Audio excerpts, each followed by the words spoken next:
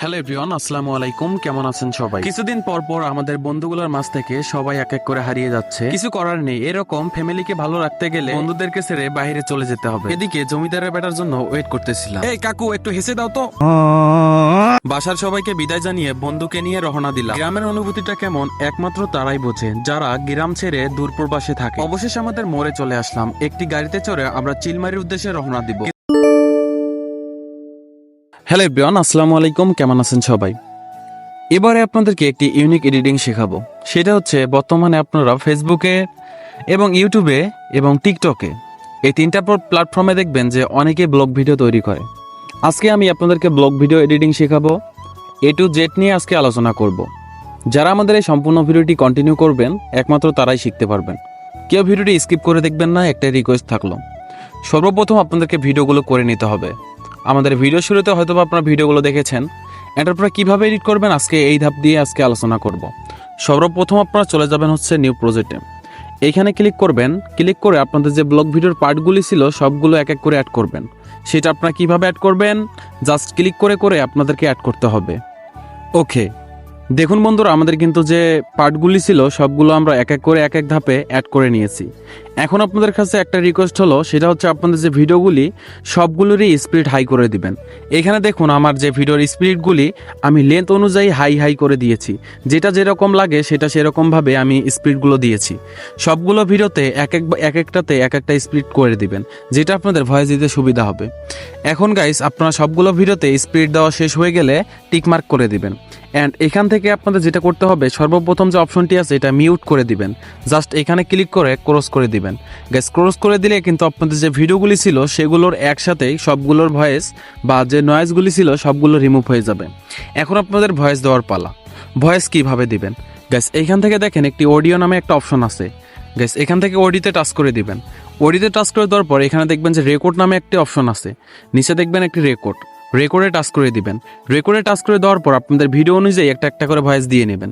So guys, সম্পূর্ণ ভিডিওটা voice দেওয়া হলে এখন আপনাদের ব্যাকগ্রাউন্ড মিউজিকের পালা। ব্যাকগ্রাউন্ড মিউজিক কিভাবে অ্যাড করবেন? এক্সপোর্টে গিয়ে এইখান থেকে আপনাদের যে ব্যাকগ্রাউন্ড মিউজিকটি আছে সেইখানে ক্লিক করে অ্যাড অডিওতে টাচ করে দিলে আপনাদের ব্যাকগ্রাউন্ড মিউজিকটি অ্যাড হয়ে যাবে। একটা জিনিস সবসময় মাথায় রাখবেন, আপনাদের ভয়েসের তুলনায় অডিওর লেন্থটা বা আপনাদের যে ব্যাকগ্রাউন্ডের লেন্থটা আছে ওইটা সবসময় লো রাখার চেষ্টা করবেন, 10 থেকে 15-এর ভিতরে, এর বেশি না। সো গাইস, এখন আমরা এগুলো দিয়ে দিলাম। টিক মার্কে ক্লিক করে দেব। এখন আমাদের মেন কাজ হচ্ছে কালার গ্রেডিং।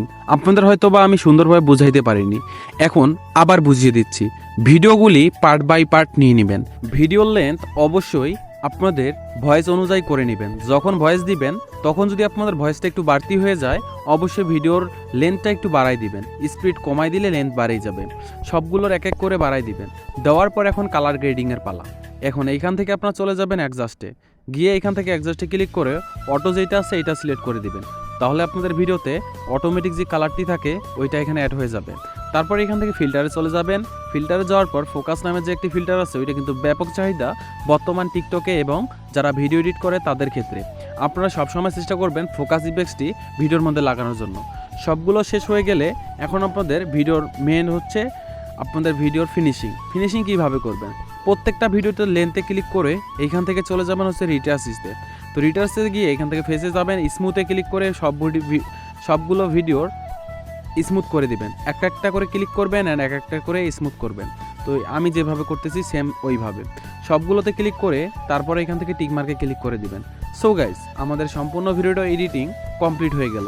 অবশ্যই আপনাদের ভয়েসটা কিভাবে দিবেন আমি হয়তো বা এখানে স্ক্রিন রেকর্ড করতেছি জন্য সম্পূর্ণভাবে দেখাইতে পারলাম না।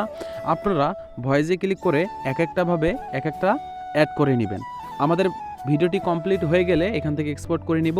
কেমন হলো আমাদের ভিডিওটি কিছুক্ষণ চলুন দেখে আসি। এবার আমরা চলে যাচ্ছি চিলমারি ভোজনবাড়ি রেস্টুরেন্টে। অবশেষ আমরা 3 জন রেস্টুরেন্টে ঢুকে গেলাম। ঢুকেই দেখি তো অনেক লোকের ভিড়, অনেক খাওয়া দাওয়ার আয়োজন এখানে তারা করেই রেখেছে। ভিতরে ঢুকে একটু ফ্রেশ হয়ে নিলাম। অবশেষ এখানে 3 প্লেট কাচ্চি নিয়ে নিলাম। যাই হোক, বন্ধু অনেকদিন পর ঢাকা যাচ্ছে আমাদেরকে ছেড়ে, খাওয়া দাওয়া না করলে কেমন হয়। এদিকে তো দেখি জুয়াল খাওয়া দাওয়া নিয়ে ব্যস্ত। বন্ধু যে অনেকদিন পর ঢাকা চলে যাবে তার কোনো খোঁজ খবরই নেই।